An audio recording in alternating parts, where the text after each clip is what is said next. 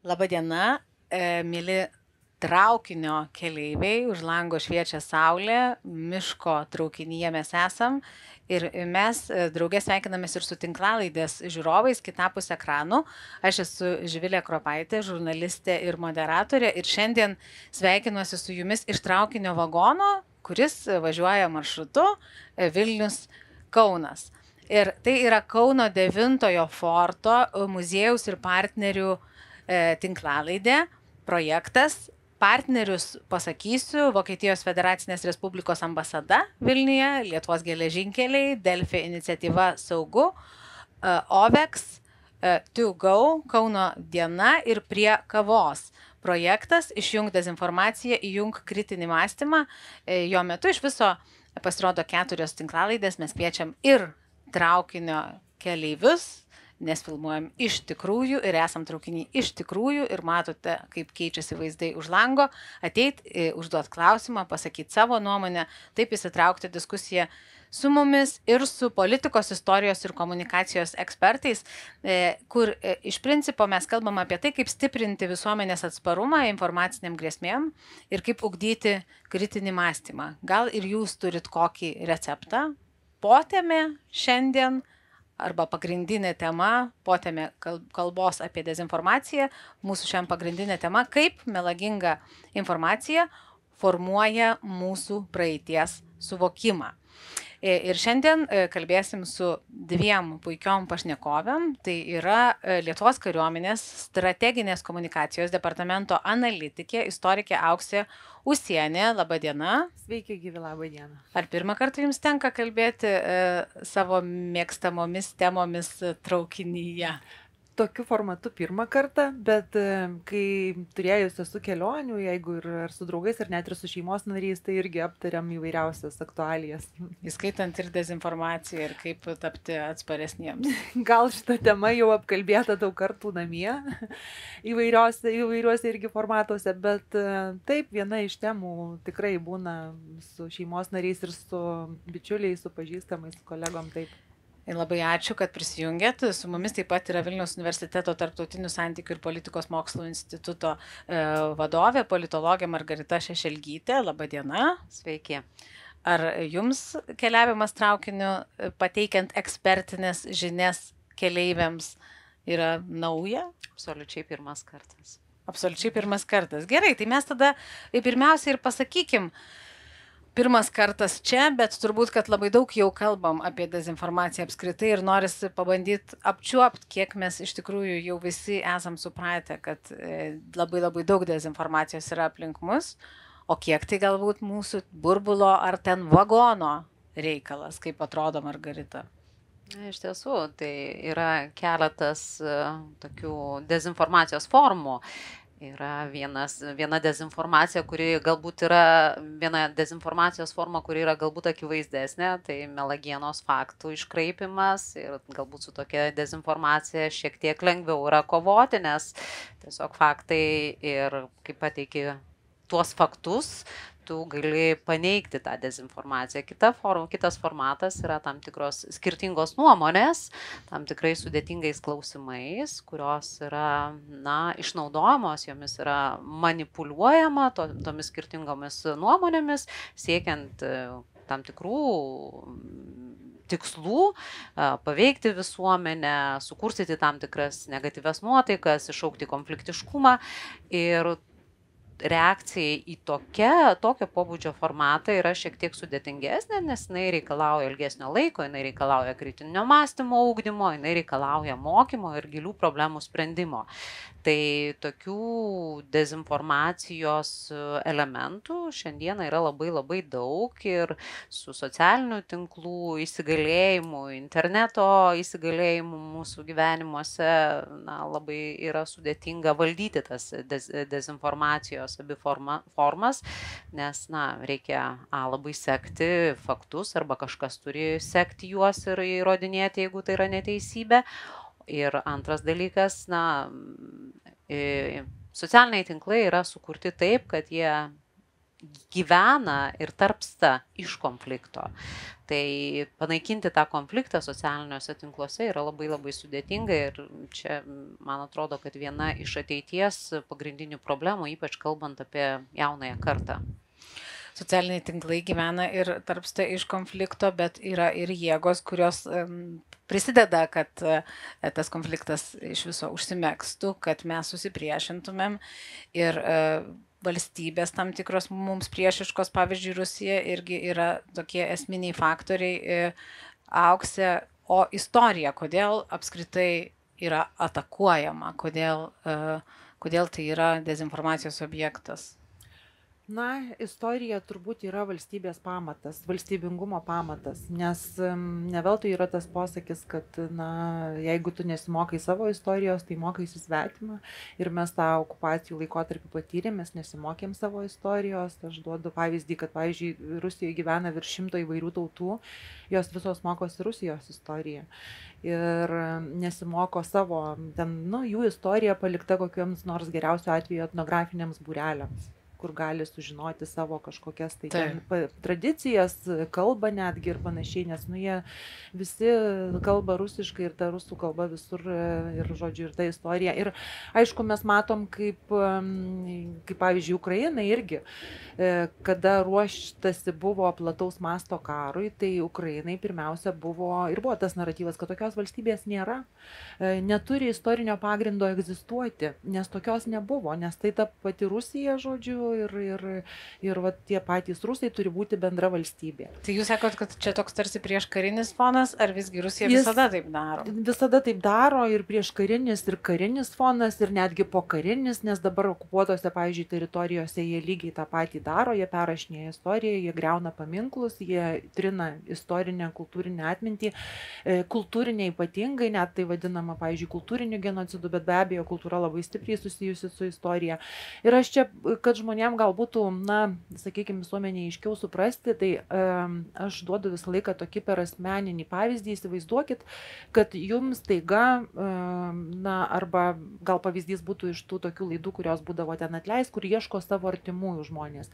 Taip. Jie kartais užaugę vaikų namuose, kartais kitose šeimose, bet staiga sužino, kad arba nestaiga, ir jie pradeda ieškoti savo šaknų, ant kiek tai yra svarbu, kas tu toks, kas tu esi. Tai su valstybės istorija taip pačiai yra, mes semėmės tos, sakykime, ir vertybių, ir didžiuojamės, kada žinom savo istoriją, tokios stiprybės pasisemiam, nes tai gali būti ir kažkokia labai garbinga ir netgi kančių istorija. Irgi duoda tokį peną pagrindą tam patriotiškumo jausmui ir tai rodo net apklausos. Ne veltui ta istorija yra trinama, ne veltui jinai yra vienas pirminių tokių atakos objektų.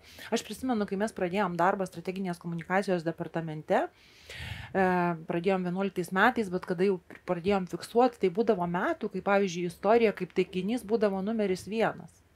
Ta prasme, didžiausios atakos prieš istoriją. Ir kažkada dar už 12, atsimenu, metus, 13 metais, kai išėjo pirmoji vieša valstybės saugumo departamento metinė ataskaita, jie irgi tą pažymėjo, kad Rusija vykdo tokią intensyvę istorijos perrašymo politiką jau tuo metu. Bet čia net daugiau faktų aš galėsiu gal paminėti eigoje, kur galime. Tai mes galime minėti tos faktus, bet dar mums ką labai svarbu ir įdomu būtų apčiopti, ir gerai, kad skamba stotelių pranešimai, tai tik įrodo, kad gyvas mūsų pokalbis ir gyvenam ir kalbam čia iš tikro. Ne veltui istorija trinama. Jūs sakot, ar čia, Margarita, mes galim šito Rusijos karo prieš Ukrainą fone, Zapad pratybų fone, ar mes galim irgi matyti istorijos būtent trinimo pavyzdžių?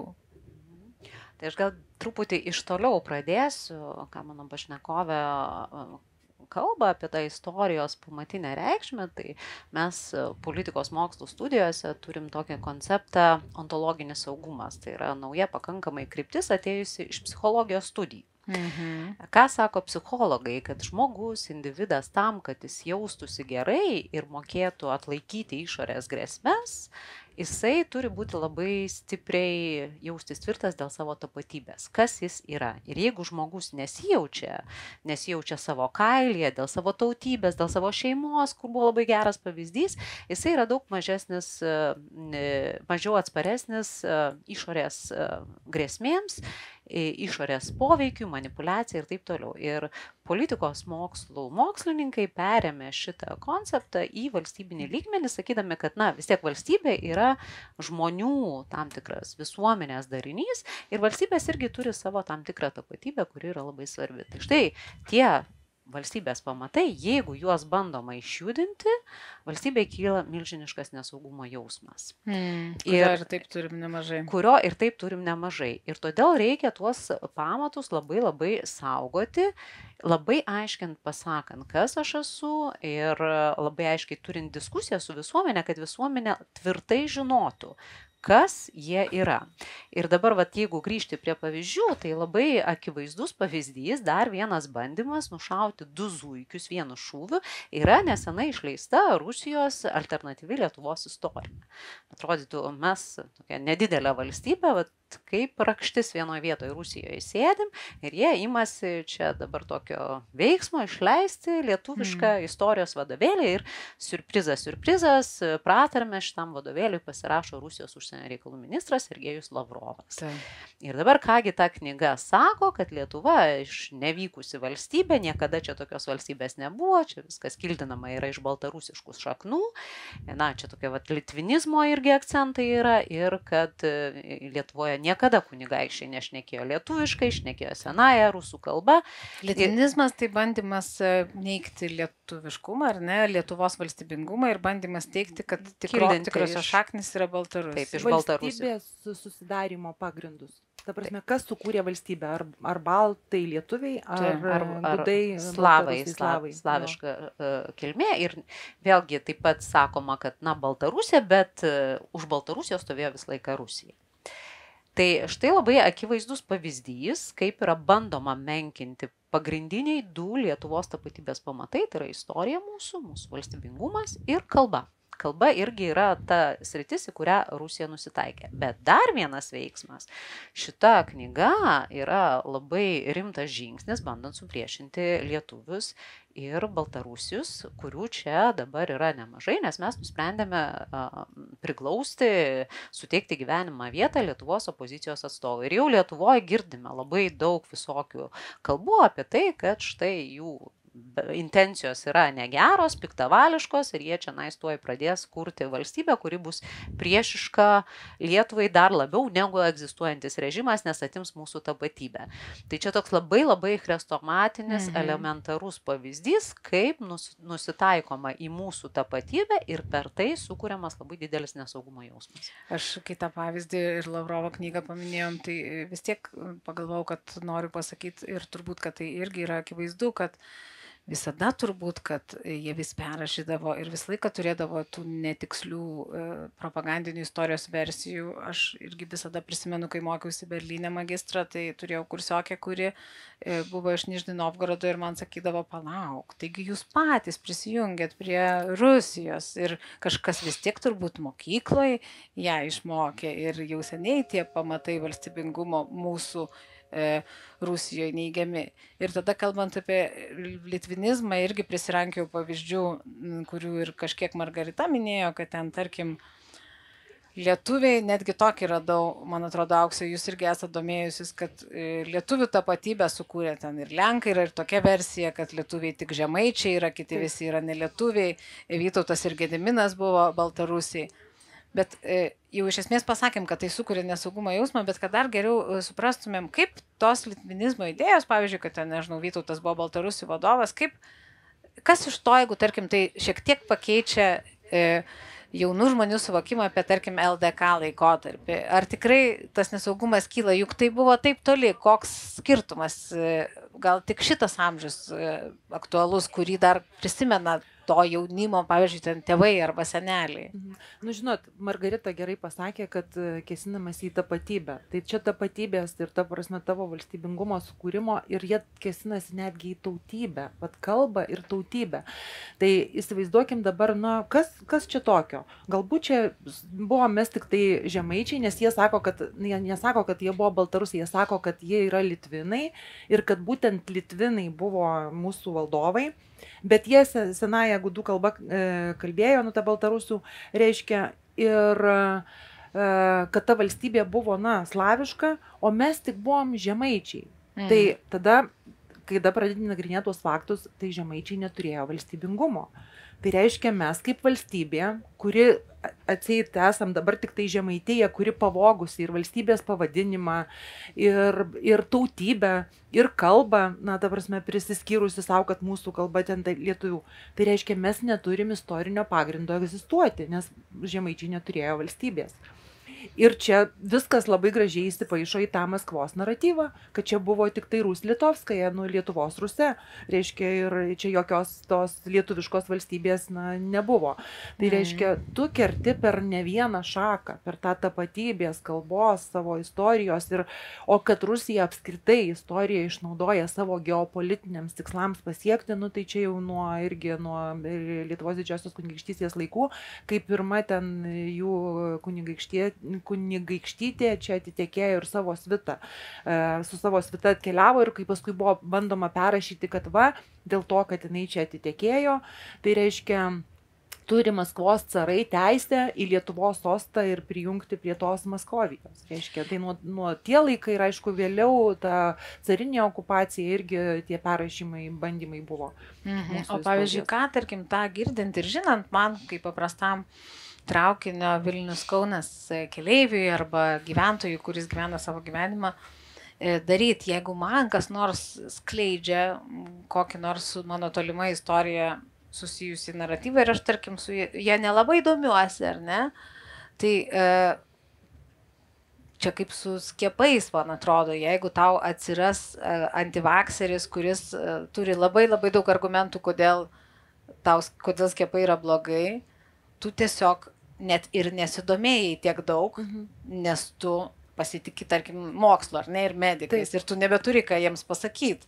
Tai čia irgi tu į tokią bedugnę šiek tiek patenki, pavyzdžiui, nesidomėdamas istoriją ir nežinodamas, kad kažkuris naratyvas yra prastas, kaip čia susigaudyti, kaip pradėti tikrintis, ką man daryti, va, tarkim, jeigu atsiranda, nežinau, kokia nors žinutė, kad lietuvių nelabai ir buvo, jūs ten tokie ir lietuviai. Tai aš gal pagalvosiu, nu gerai, nu gal, bet ko man griebtis, kokio šiaudo?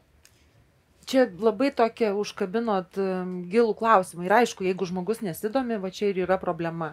Ir jie, kaip sakyti, jie ir nori labiausiai išnaudoti tuos, kurie nesidomi. Nes, tarkim, pavyzdys, kaip jie irgi aiškina mums, kad savis šaudė į savo sausio 13, ar ne? Tai kol yra suprantančių ir žinančių ir mačiusių ir kalbančių apie tai ir gyva ta istorinė atmintis, nu jie mums to neįpirš. Bet kada neliks tų žmonių, išeis kelios kartos, tai jeigu mes nieko nedarysim, nekalbėsim, nesimokysim, nesidomėsim, tai jie greičiausiai mums tą ir įpirš. Tai aš visą laiką, na kaip sakyti, jeigu užgauna tavo jausmus ir sako, kad nu, koks tu ten, tu lietuvis, tu žemaitis ar žamoitas, ten žodžiu, ar dar kažkas, tai be abejo, galbūt kitas žmogus ims ir pasiskaitys. Jeigu supranta, kad, na, meluoja, tai žinot, kaip mes kalbam dezinformacija, propaganda, bet mes retai pasakom, kad tai yra melas. Tai aš tokiais atvejais netgi siūlyčiau kartais pasakyti pašnekovui, ne, tu meluoji, nes mes melo nepriimam kaip kitos nuomonės. Kai kalbama dažnai apie propagandą, dezinformaciją, tai sakom, vat, ką ir Margarita minėjo, kad galbūt čia kita nuomonė. Ne, melas nėra kita nuomonė, nes jeigu mes suprantam, kad meluoja žmogus, mes to nepriimam. Bet kartais tu nežinai iki galo melas ar ne, vat, kaip taip, tada tose situacijose išlaviruoja. Aišku, tada tu, kaip sakyti, jeigu tu neturi argumentų, tai čia kaip kažkada profesorius Bumblauskas pasakojo istoriją, kai sako, nuvažiavo Lietuvos mokytojos į Baltarusiją į kažkokią tai ekskursiją ir grįžo pasiverkdamos, pasakojo, kaip jie savinasi mūsų istoriją ir neturėjo ko atsakyti. Tai reiškia, mano palinkėjimas kažkiek tai domėtis ir aišku, būtų gerai, kad tas ne kažkiek, o kuo daugiau, nes kaip tu domiesi, iš kur tu pats kilęs, valstybės, tai, tai bent jau tuos pagrindus valstybės savo istorijos kažkokius, tai tikrai verta žinoti, verta jais domėtis. Turbūt, kad Margarita irgi pritars ir iš politologinės tokios perspektyvos, kad vis tiek ir istorija turim būti gerokai pasidomėję, kad turėtumėm tokią bazę. Taip, ir istorija, ir kultūra, ir nūdienos dalykais, čia, man atrodo, išsilavinimas jis visą laiką labai yra svarbus, bet čia šiek tiek rolės turi prisimti ir valstybė, nes valstybė turi būti atsakinga už tam tikrų pamatų valstybės tapatybės saugojimą. Čia reikia žiūrėti į tai, mes investuojame į drakono dantis, į ginkluotę, į tankus, tam, kad apsaugotumėm savo sienas. Mes taip pat turime investuoti į instrumentus, kurie saugotų tapatybę. Tai yra tapatybės pagrindinius tuos elementus. Ir čia ir nuo mokymo mokyklose, ir nuo pilietinio ugdymo, ir nuo istorijos ugdymo, iki diskusijų. Ir diskusijos ypač reikalingos sudėtingais klausimais, nes Rusija labai mėgsta manipuliuoti tais klausimais, kuriais nėra vieningo atsakymo. Tarkim, labai geras pavyzdys mūsų partizanų kova. Jeigu grįžtumėm atgal į sovietmetį, tai visa tai buvo banditizmu vadinama, banditai ir, žodžiu, viskas yra tuo pasakyta. Na, nepriklausomybės mūsų jau metais to daryti aiškiai negali rusai, nes tuoj sukils visi lietuviai. Mums partizanai yra mūsų tapatybės dalis, irgi iš kovos dėl valstybingumo išsaugojimo, mūsų rezistencija, mūsų kovinės dvasios apibrėžimas yra, mums tai yra labai labai svarbi dalis. Bet dabar galima šiek tiek padaryti kitaip, nes tie partizanai irgi buvo įvairūs ir dažnai istorijos bėgėje būna tas pats žmogus ir herojus ir šiek tiek nusikaltėlis ar turi ir tamsiąją pusę. Ir kuomet laikai yra neramus, vyksta karas, tai tie herojai kartais ir nužudo žmonių ir pakankina žmonių ir to nereikia bijoti, nes taip yra. Ir tuomet, kuomet mes vengiame tokių diskusijų dėl partizanų, tarkim, dalyvavimo kai kurių iš partizanų holokauste, mes tampame įkaitais. Nes tada tą temą galima puikiai išnaudoti ir ją manipuliuojant sukurti dar tokį dvejonę ir dėl kitų dalykų. Na tai gerai, jeigu jie čia teisūs, tai gal ir dėl kitų dalykų teisūs. Ir čia ne tik tai lietuvių problema, tas pats yra ir Latvijoje, tas pats yra ir Kroatijoje. Mes tapdami Europos Sąjungos nariais, įžengdami Europą pilnų žingsnių, dalyvavom diskusijose ir esame tų diskusijų dalis, tokių sudėtingų diskusijų kaip holokausto klausimas. Mums ta tapatybė europinė irgi yra labai svarbi, bet mums svarbi ir ta partizanų mūsų dalis toje tapatybėje. Ir čia, kyla tam tikros dilemos, tai tokių dilemų iš tiesų nereikia vengti ir tos diskusijos yra labai reikalingos, bet jos turi būti labai gerai moderuojamos, turi būti visiškai neemocionalios, remiantis faktais, ekspertinės diskusijos, tam, kad užkirstumėm kelią rusų galimai manipuliacijai, nes jie tiesiog džiaugiasi tokia dirba. Aš girdėjau dabar apie partizaninį kalbą, karą šnekant vieną istoriką, sakant, kad Ukrainos, tiksliau Rusijos karas Ukrainoje, gal tai skamba kaip šiek tiek skandalinga mintis, net ir reabilitavo, tai yra toks, sakytum, atvirkštinis efektas partizano įvaizdį Lietuvoje ir kalbam čia ne apie sovietinius partizanus, o apie mūsų partizanus, kurie ten kartais gal kokius batus iš gretimo namo pasiskolindavo ir atsirasdavo žmonių, kurie, sakykim, nebuvo dirbantis iš vien su rezistencija ar ne, pasirinkę tokią neutralią poziciją atseit arba kolaboruojantis net, tai jie vis turi kokių nors giminaičių, kurie ten piktinasi, kad atėjo kažkoks ten partizanas ir tas toks debatas buvo ryškesnis. Man atrodo, kad kai prasidėjo Rusijos karas, tokių kažkokių partizanų įvaizdžio, tokių juodinimų, įvairių spalvų įnešimo, tokio debato nebėra. Kažkaip, ar tai susiję su tuo, kad Rusijoje vyksta, kad Rusija pradėjus yra karą Ukrainoje ir kad mes kažkaip, nežinau, tą karį matom vėl dar kita spalva, kad mes matom ir partizanus savo suvokiam kaip tuometinė kariuomenė, kurios mes tiesiog kariuomenės tuo metu neturėjom. Yra kažkoks posūkis tokio nutilusio juodinimo bereikalingo partizanų. Šiaip tai gali būti ir tas posūkis, bet apskritai žiūrint, tai pirmasis dabar taikinys yra be abejo gynyba, pagalba Ukrainai, tema karo Ukrainoje, jinai nustelbė visas kitas. Tos temos nėra pamirštos, kaip ir sausio 13 ar partizaninis karas, bet reikėtų pažymėti ir tai, kad Rusija, pavyzdžiui, tas temas iškelia labiau tarkim tada, kada mes minim kažkokie tai metai paskelbti Vanago, tada Lukšos Daumanto metai. Tai reiškia, jie visus metus tas temas ir kelia į paviršių ir jas nagrinėja.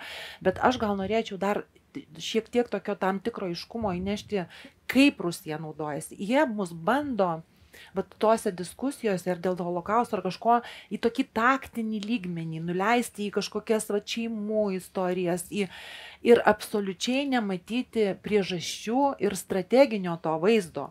Kas buvo tie partizanai, už ką jie kovojo. Ta prasme, bando tai parodyti kaip pilietinį, taip, jie nebūtų atėjus. Ir dar irgi gal šiek tiek, ką Margarita pasakė, kad dalyvavo holokauste, tai noriu pasakyti visiems ir keleiviam, kad ne partizanai dalyvavo holokauste, nes tuo metu, kai vyko holokaustas, jie nebuvo partizanai. Reiškia, jie jau, kai kurie iš jų, kažkoks procentas atsinešė tą naštą jau eidami į partizanus, bet reiškia, jau partizaninio karo metu holokaustas net nevyko. Tai netgi ir tai bandymas suplakti, kad partizanai buvo žydšaudžiai, reiškia, taip nebuvo, nes tiesiog laikotarpis jau pasibaigęs, nes partizaninis karas prasideda 44 metais, kai Rusijos, ta prasme, kariuomenė jau Raudonoji armija čia ateina ir jau faktiškai žydai išžudyti. Taip, dalis jų buvo, bet reikia čia irgi, žinot, niuansai tokie istoriniai. Kitas dalykas, man atrodo, ką Margarita irgi bandė pasakyti, kad mes neturim bijot kalbėti, nes tas bijojimas yra irgi veikimas pagal Rusijos naratyvus. Būtent, bet aš ką norėjau pasakyti, kad visą laiką bando įtraukti į tas diskusijas, kažką apjuodinti, kažką čia, bet esmė partizaninio karo, kad jie buvo pats tikslas, kovojimas už laisvę, kovojimas, ta prasme, ką vainikavo ten jų deklaracija, kad ir dėl to Rusijai labai skauda, nes laisvės naratyvas, į partizaną žodis Rusijoje pats yra labai teigiamas, jis visiškai neįsipaišo į tą jų naratyvą, kad jie buvo išlaisvintojai, kad mes prisijungiam patys. Nes reiškia, jeigu tau pavyksta apjuodinti laisvės kovą, kad jinai kažkoks banditizmas, terorizmas, tai reiškia okupacija teisėta. Ir atvirkščiai, jeigu tu visuomenė žinos, kad okupacija neteisėta, kad partizaninė kova teisėta, reiškia, jie viską tą Rusijos naratyvą atmes.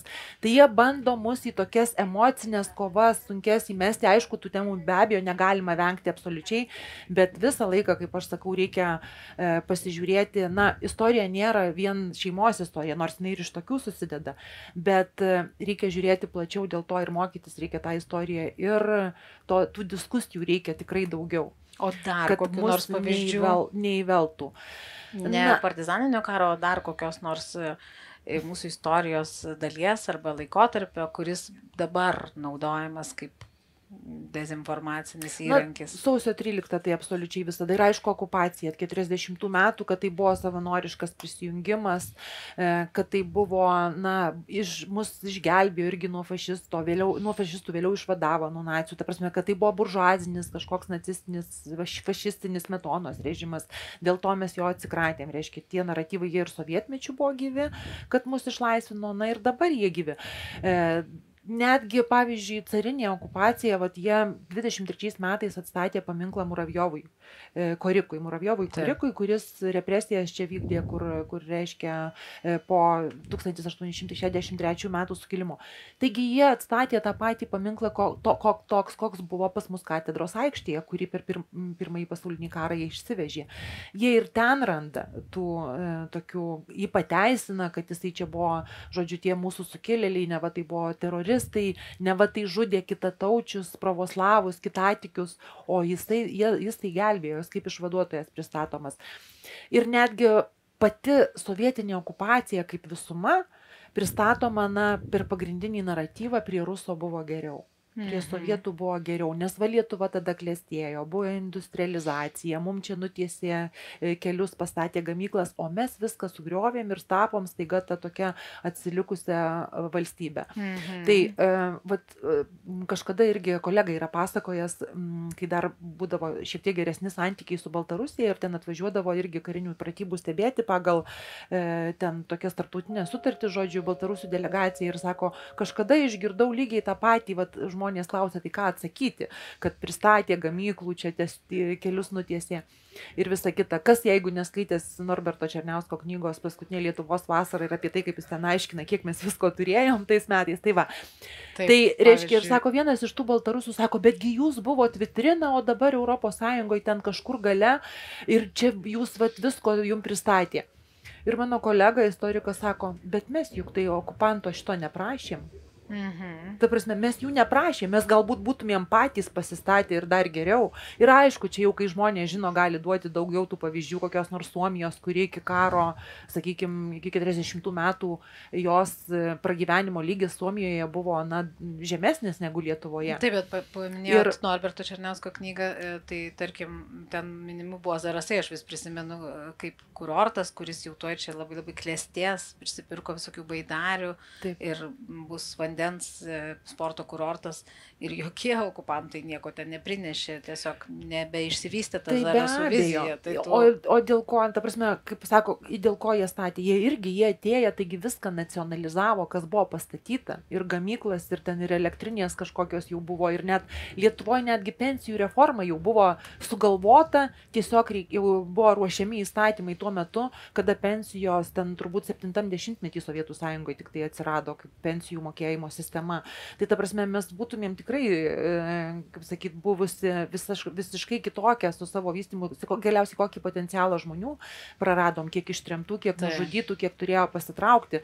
Tai ta prasme, kaip ta valstybė statėsi, nes vieni Kauną pasižiūrėjus, pavyzdžiui, kaip jisai į kurį ir vykstam, koks tas modernizmas Kauno tapo per tuos keletą metų, ne keletą, per, sakykime, 22 nepriklausomybės metus, bet kaip tai buvo tikrai valstybės tos kūrimos ir bandymo jau atsistoti į tas irgi vakarietiškų valstybių gretą pavyzdys. Žiūrėkit, jeigu mes klausiam, kokį mums poveikį daro, pavyzdžiui, Rusijos bandymai pateikti sovietų okupaciją kaip išvadavimą, ir jeigu galiausiai pasakom, kad poveikis yra nesaugumo jausmas, ką tai reiškia? Tarkim, ar ne? Ką tai reiškia? Pasakytų koks nors skeptikas ir ką, pabūsim šiek tiek nesaugus, bet poveikis turbūt yra nuo nepasitikėjimo valstybės institucijom.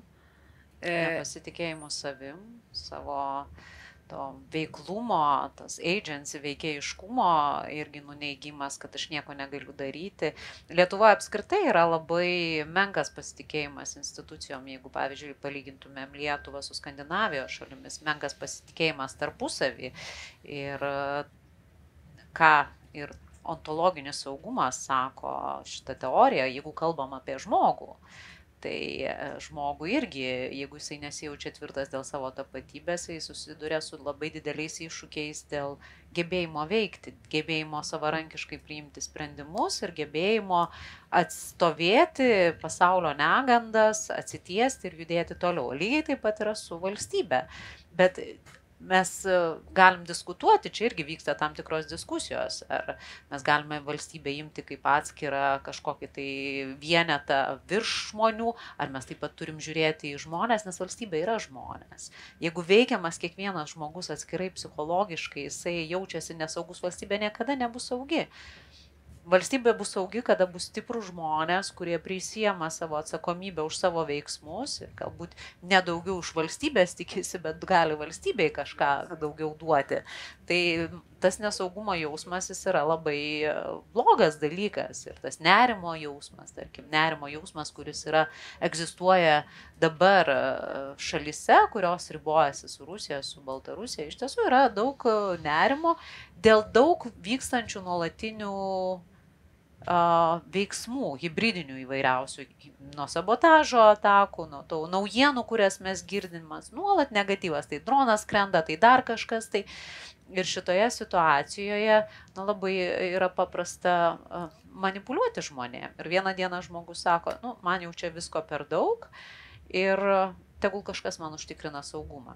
Ir čia politikos mokslas irgi yra vienas toksai svarbus saugumo studijose elementas, tai yra dilema tarp saugumo ir laisvės. Jis yra amžina dilema, kada žmogus renkasi laisvę, bet tai laisvę apsaugoti reikia saugumo tam tikrų institucijų, jis atiduoda valstybei savo tam tikras teises, apsiribojęs, kad ir laisvės, kad valstybė nuspręstų už jį, bet užtikrintų saugumą. Ir kur ta riba, kur mes dedame kablelį, kur yra laisvė ir kur jau prasideda saugumas. Labai nesaugomis situacijomis mes linkę daugiau laisvę suteikti valstybei, riboti mūsų judėjimą, mūsų gyvenimą. Pavyzdys, COVID pandemijos metu praktiškai uždaryti savo namuose liko apie 4 milijardai žmonių. Čia yra beprecedentis dalykas, bet dėl saugumo valstybė gali priimti tokį sprendimą. Ar mes norėtumėm likti nuolatos uždaryti? Ne, mes turime atsiimti savo laisvės. Kinija uždarė ir užkalė duris. Čia jau toks kitas yra pavyzdys. Tai šitos dilemos sprendimą mes nuolatos matome ir kuo žmogus labiau patiria daugiau nerimo, jis linkęs šiek tiek žiūrėti į tą laisvę. Gal čia nėra tokia būtinybė. Pirma, aš turiu būti saugus, o paskui gal pabūsiu laisvas. Mintis. Ir turbūt, kad kariuomenė, nepasitikėjimas irgi iš to gali kilti. Aš paminėjau kariuomenę, nes irgi prisiminiau pavyzdį šitą tinklalaidę pradedant filmuoti. Mes ją filmuojam traukinyje ir kalbam apie dezinformaciją, keliaujam į Kauną. Tai tie, kurie esat vagone, jeigu turit klausimų, viskas vyksta gyvai, ateikit pas mus arba komentarų mes jūs išklausysim, bet Vokietijos ambasadorius Lietuvoje, daktaras Kornelijus Cimermanas, sako, mūsų brigadai, Vokietijos brigadai, kuriantis Lietuvoje, turbūt, kad irgi pradėsim tuoj girdėti Rusijos skleidžiamą naratyvą, kad vokiečiai prasti jūsų partneriai, nepasitikėkit jais. Tai tokia sąsaja Auksė kaip skamba. Taip, ir nuo pat bataliono įkūrimo buvo paleista, pavyzdžiui, melagiena, kad vokiečių kariai išprievartavo mergaitę neįgalę vaikų namų auklėtinę. Ir žinot, vaikai yra vertybė. Vaikai yra vertybė, ne veltui Rusija, pavyzdžiui, grobia irgi vaikus, juos nori, ten irgi dar kita tema būtų, kad nori keisti tapatybę. Bet lygiai tas pats naratyvas buvo, kad jie fašistai. Kad po 70 metų vėl naciai fašistai čia su savo čia batais, su tais savo kerziniais batais, žodžiu, čia tryps Lietuvos žemę. Kad taip jie nepatikimi partneriai. Žodžiu, tai tuos jau dalykus mes matom, kad nepatinka Rusijai labai, kad čia vokiečiai yra, kad jie mūsų yra sąjungininkai. Ir taip, tas nacizmo naratyvas išnaudojamas, kažkokių nusikaltimų, kas veikia emocijas iš tikrųjų.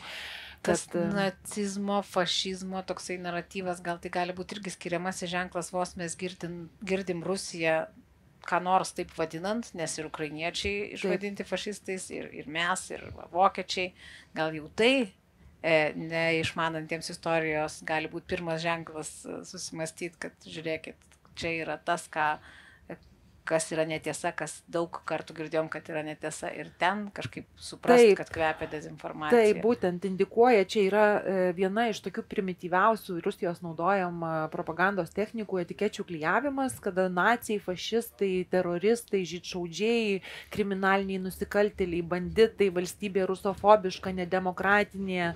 Žodžiu, kai klijuojama etiketė ir viskas. Ir ta prasme, ir tu į tokį bendrą katilą taikai ten kažkokią kolektyvinę atsakomybę, kas totalitariniam ir autoritariniam režimam yra būdinga, nes ten demokratijoje mes sakom, kad taip, dalis galbūt partizanų ten galėjo dalyvauti nusikaltimuose žmoniškumui, bet mes kalbam apie asmeninę kaltę. Jiegi viską į bendrą katilą, kaip buvo ta kolektyvinė kaltė, reiškia, sovietinės okupacijos laikotarpiu už tai, kad ten kažkas šeimos partizanas, tai visą šeimą ten trėmė į lagerius, uždarinėjo ir visą kitą. Ir jie tą daro taip su tuo etikečių klijavimu. Tai reiškia, reiškia, viskas tame informacinėme lygmenyje prasideda, o susidarius palankiom aplinkybėm paskui gali į fizinį tą veiksmą pereiti, kaip, sakau, su ukrainiečiais ir grobiami vaikai, ir jų tapatybė perrašinėjama, ir jiem klijuojama, kad juos laisvina, žodžiu, jiem. O yra iš viso kažkas naujo? Ar yra kokiu nors naujų iškraipimo istorijos tendencijų, kurias Rusija naudotų šiandien, užuot vien naudojusis kažkokiais senaisiais savo šablonais ir juos vėl kažkaip tai atkurdama šiandien, išskyrus tą naują Lavrovo knygą?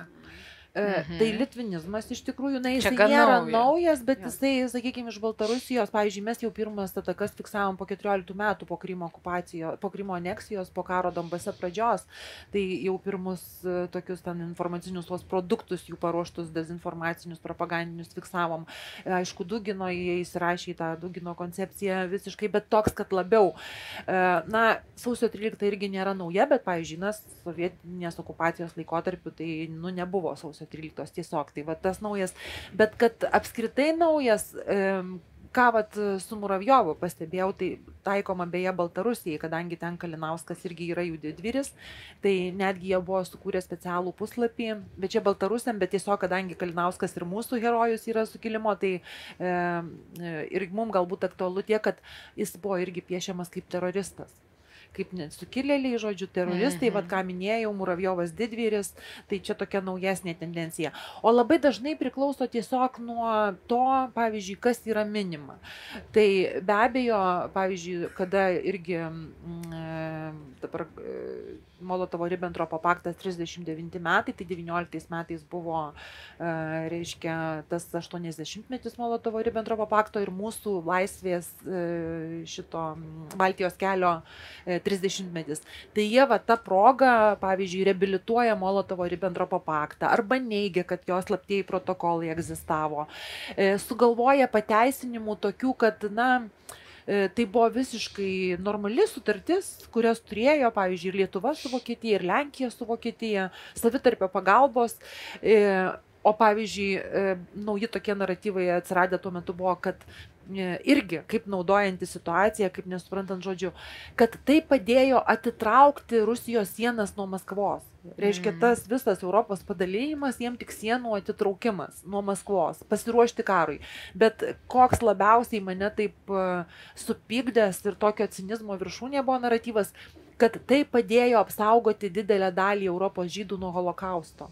Reiškia, kai tik atvėrė rankas, kas domisi, supranta, kad, reiškia, Lenkijos okupacija ir pradėjimas karo su Lenkija, taigi tik po to įsisteigė ten tos beveik visos koncentracijos stovyklos, kur buvo žydai vežami, o apskritai, kad žydus visus naikinti, naciai priėmė sprendimą tik tai 1942 metais.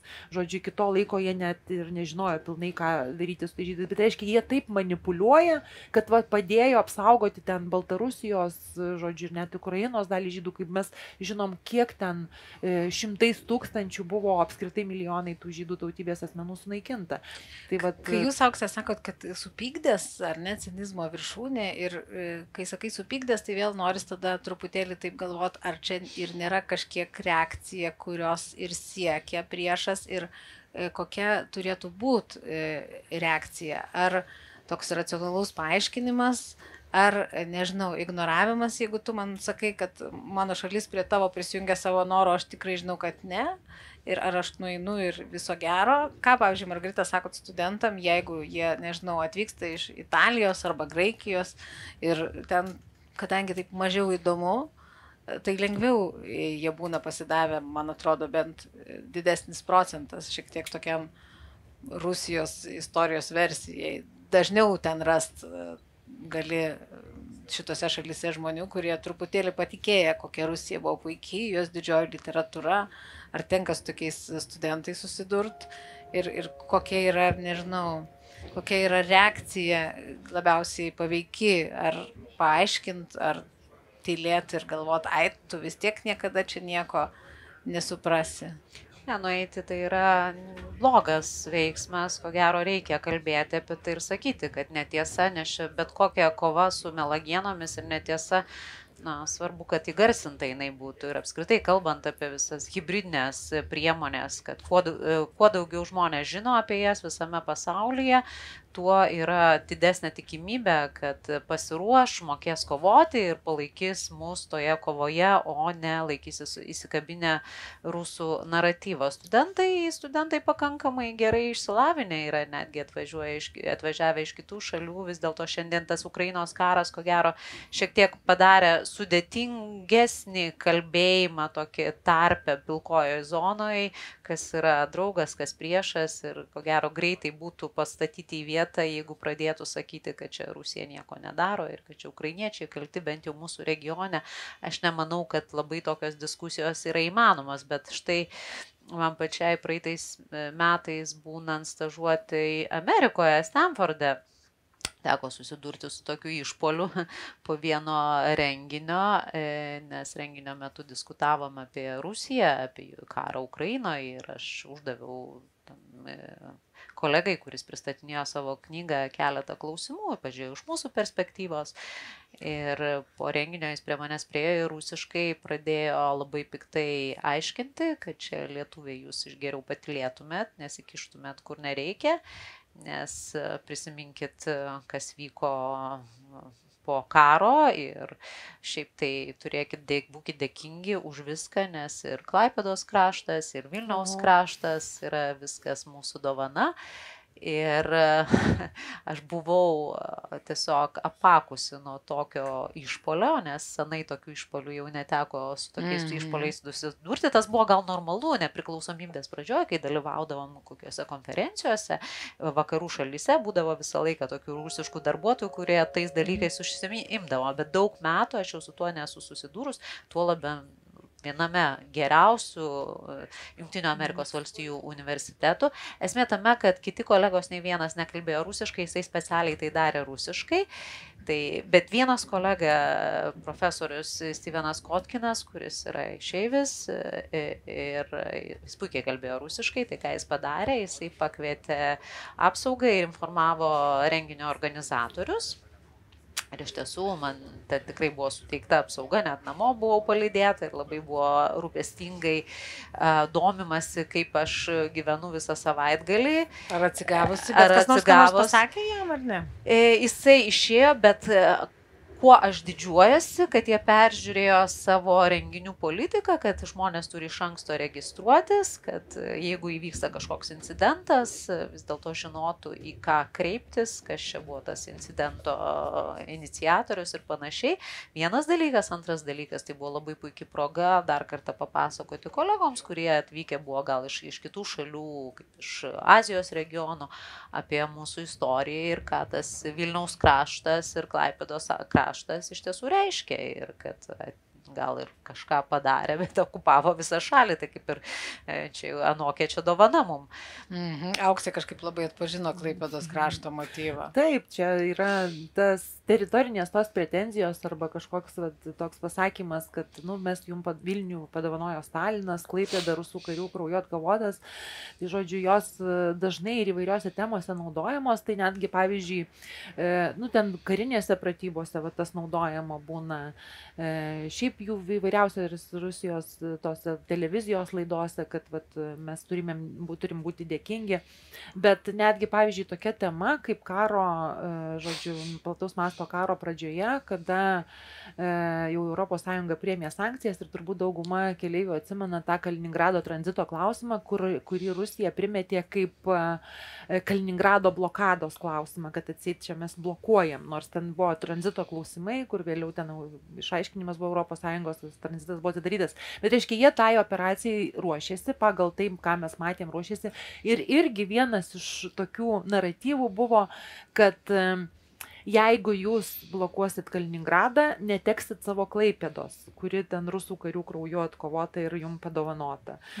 Žodžiu, ir aš čia sakau, kaip svarbu mokėti istoriją. Pavyzdžiui, irgi, nes tas dovanojo Vilnių Stalinas Lietuvai. Nedovanojo, pirmiausia, grąžino. Ir grąžino remiantis 1920 m. Liepos 12 dienos sutartimi tarp Lietuvos ir Sovietų Rusijos, kur Vilnius buvo pripažįstama mum kaip sostinė ir dar ne viską grąžino, beje. ta prasme, ne visas, kur tuo metu Rusija mums pripažino tas teritorijas, ne visas gražino. Tai reiškia, nebuvo čia jokia dovana, aišku, buvo tokia kaip katė maiše, kad paskui galėtų ten tą okupaciją suplanuotą įvykdyti. Aišku, mums tas klausimas buvo jautrus, mes jį priėmėm. Mes jį dabar turim tą Vilnių, bet vis tiek, nu, ta prasme, jie tas teritorinės pretenzijas įvairiose temose, žodžiu, ir karinėse pratybose, ir kaip istorija, ir kaip kažkokiose diskusijose, kaip sovietmečio, dovana mes jums padovanojom, žodžiu, jie daug kur naudoja. Na gerai. Aš dar tiesiog papildant irgi labai gerai atsimenu tą epizodą dėl Kaliningrado, tranzito į Kaliningradą. Kaip čia įsigaliojo tos sankcijos, prasidėjo, aišku, jie buvo pasiruošę ir milžiniška ataka. Aš per vieną dieną daviau 11 interviu įvairiausiom žiniasklaidos priemonėm. Ne Lietuvoje? Ne Lietuvoje. Ir įskaitant ir Deutsche Welle, ir Der Spiegel, ir, žodžiu, savaitgalį ryte atsidarau elektroninį savo paštą ir gaunu susirūpinusių Vokietijos gyventojų laiškų. Gyventojų. Kas juos atstovavo? Nežinau, tam tikra, nežinau, vardas, pavardė, moteris iš tam tikros žemės yra susirūpinusi, mano interviu Der Spiegel nusiųsta linkas. Kodėl? Todėl, kad aš bandau sukelti 3 pasaulinį karą, eskaluodama situaciją. Ir man toks juokingas visas tas epizodas, bet, nu, čia tokia tipiška, ko gero, galėtumėt plačiau pakomentuoti visą tą algoritmą, kaip visą tai veikia, bet tokia tipiška Vokietijos kažkokios susirūpinusios gyventojos reakcija į mano kažkokį pasisakymą ir būtent remiantis tais Kremliaus naratyvais. Tai ką aš noriu dar pasakyti, kad čia jie pas mus bando daryti dirvą purenti, bet taip pat ir pakeliui dar daro dirvos purenimą kitose šalyse, irgi skleidžiant tą patį naratyvą, kad mes atrodytumėm tie blogiečiai, kurie čia spaudžia Rusiją, esam labiausiai rusofobiška šalis Europoje ir žodžiu, su mumis reikia atitinkamai elgtis, nes ir visą tai, ką mes sakome, reikia pjauti per pusę, nes mes čia esame melagiai ir paranojikai. Auksa, norėsis komentuoti? Tai viskas tvarkoja, viską Margarita pasakė. Aišku, mes tokiu atveju gavę tą laišką be abejo patikrintumėm, ar apskritai toks žmogus egzistuoja, nes galbūt čia kažkas iš, nu, tiesiog irgi kažkokios tarnybos specialiosios parašo apsimesdami žmogumi. Be abejo, nespaustumėm jokių nuorodų, nes netgi ir ta tikrai atrodanti nuoroda į kažkokį interviu, tai gali būti jau ir užkrėsta ir ten gali būti labai gerai, nes gali būti ir panaši labai į visiškai kitokį, gal ten tavo kažkokią informaciją pavogs ar dar kažką padarys, gali būti virusas tiesiog būti atsiųstas. Tai jie irgi toks veikimo mechanizmas yra, kad pakenkti. Pavyzdžiui, nu, turbūt atrodys kaip kažkoks pasigirimas, bet toj knygoj apie tą Rusijos išleistą Lietuvos istoriją yra mano pavardė, kaip nacistės. Žodžiu, pasigirimas. Tai čia taip kaip pasigirimas, bet žodžiu, tai rodo irgi, kad jie dažnai atakuoja asmenis, kurie tom temom kalba. Tai esu ir kitokių grasinimų susilaukius ir iš mūsų vietinių asmenų ir žodžiu, ir ten mano nuotraukų yra buvę, kur, pavyzdžiui, teroristai pavaizduoti, mirtininkai, mano nuotrauka, koliažai dėlioti. Tai žodžiu, čia nieko keista, kad Margarita tokį laišką gavo, kur ten kaltinimai kažkokie, kad, na, bandymai tiesiog nutildyti, galbūt pakenkti, galbūt nuoroda užkrėsta gali būti ir panašiai. Tai aš dabar kitą pavyzdį irgi prisiminiau, jūs tarsi nesusijęs, bet labai norėjau papasakot mano močiutė, kuri buvo partizanų ryšininkė ir tremtinė, policinė kalinė.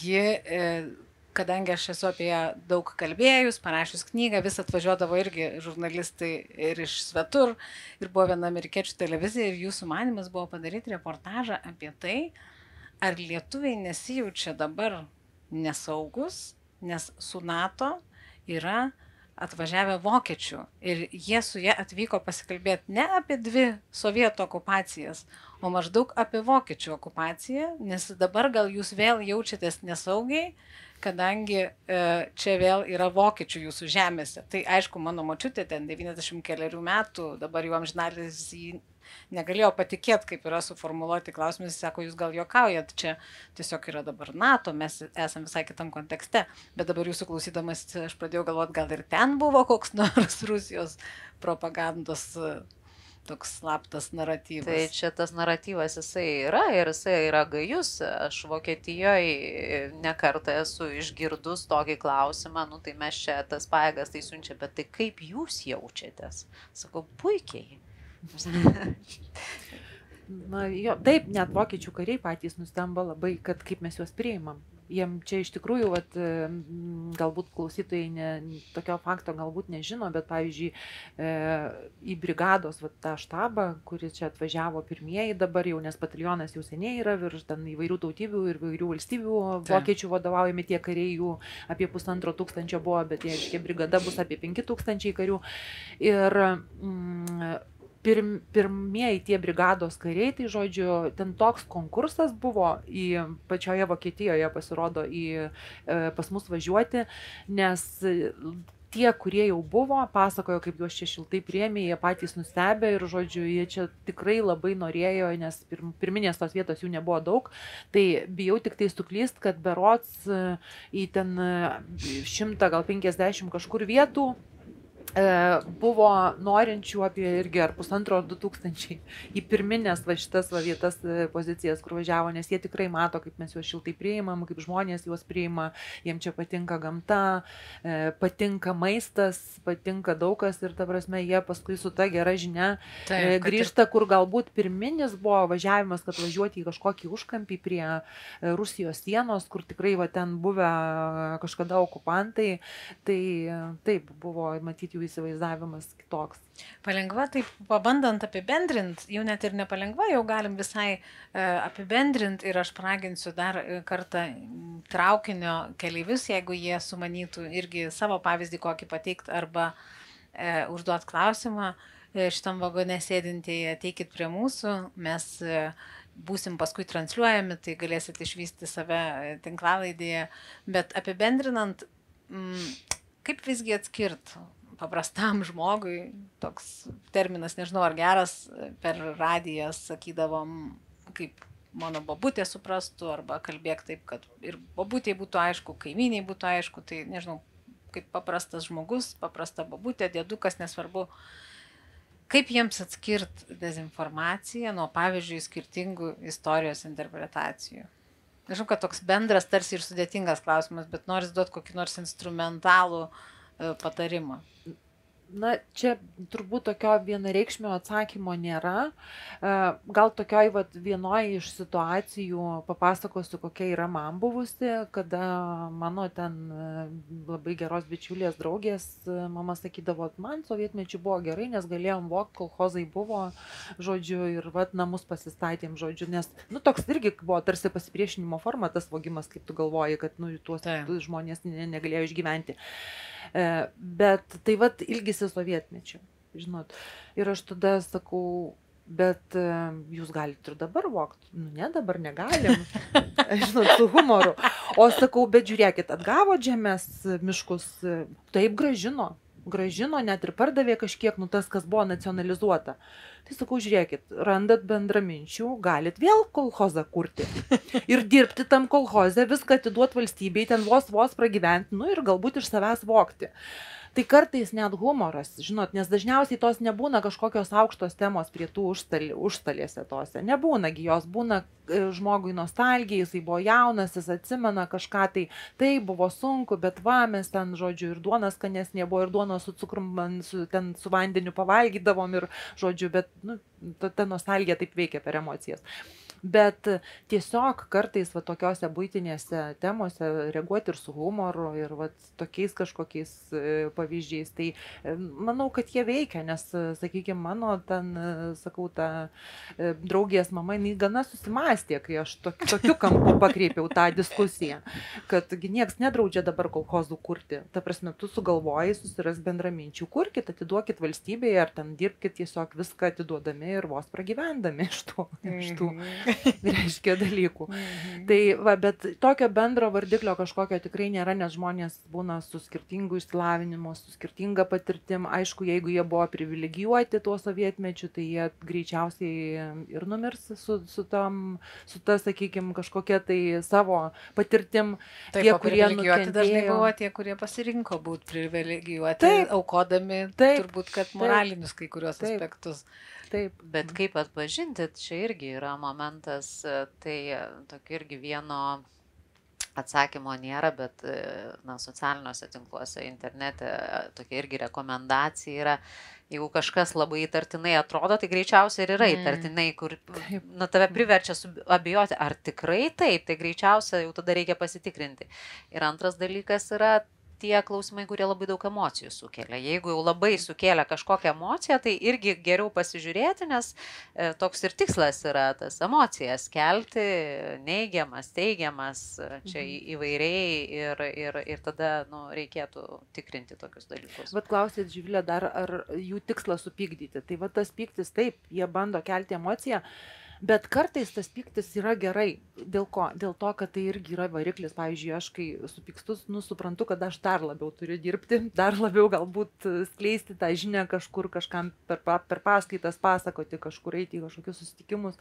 Tai ir apie tai papasakoti, kad pažiūrėkit, kaip jie meluoja, kaip manipuliuoja, kaip pavyzdį parodyti. Tas švietimas toks.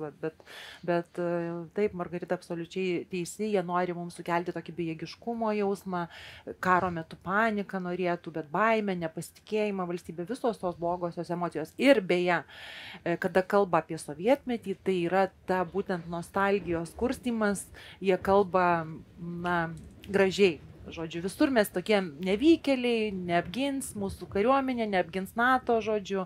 Čia ta istorija tokia, bet sovietmetis tai buvo aukso amžius, žodžiu, ir kultūra tai klestėjo, sportas klestėjo, tada tų žinučių daug gerų tokių šlovinančių, žodžiu, tą nostalgijos jausmą kurstyti.